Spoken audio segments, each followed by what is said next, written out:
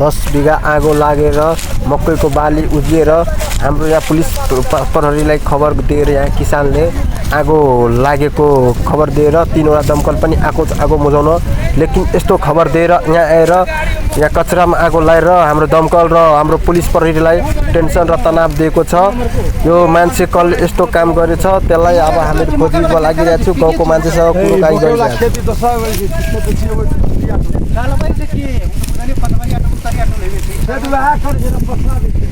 जग्गा धनीलाई पनि यहाँ खबर दिएको छु बोलाको यहाँ प्रहरीले अनि समातेर लग्छौ अनि कस्तो 4 लाखको गाडी बोलाएर यहाँ ठक फुस दिएर कमी पुलिसलाई पनि यस्तो तनाव दिएर हाम्रो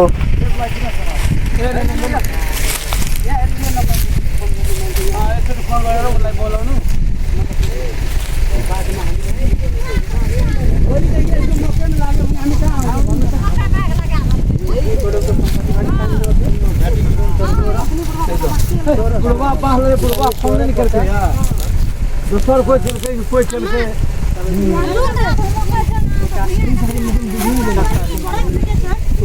नियन्त्रण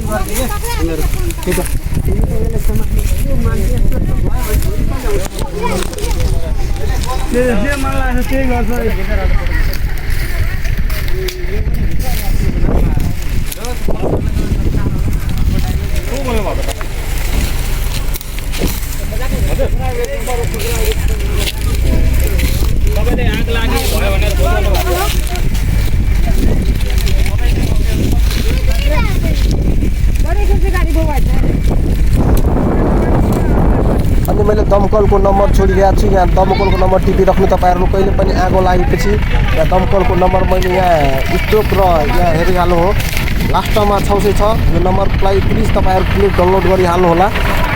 दमकलको 5 मिनेट अगाडि खबर दिएर यहाँ दमकल तीनटै चाहिँ पुगेछ। जग्गा धनीले आगो लाएर खबर दिएर भागिसकेछ। यहाँ आउन चाहिँ गम्भीर स्थितिमा छ तापनि हाम्रो यहाँ दमकलको जुन काम गर्ने मान्छेहरू हाम्रो पुलिस प्रहरी पुगेर यहाँ आगो बुझाउन पुरै सम्भावनामा छ। फुल भिडियो हेर्नु होला अनि कति बिघा आगो लागेको छ कति जलो कति बाली के भयो यो भिडियोमा पुरै हेराउँछु। नयाँ हुनुहुन्छ भने सब्स्क्राइब गरिदिनु होला। यो मेरो नयाँ च्यानल युट्युब च्यानल हो।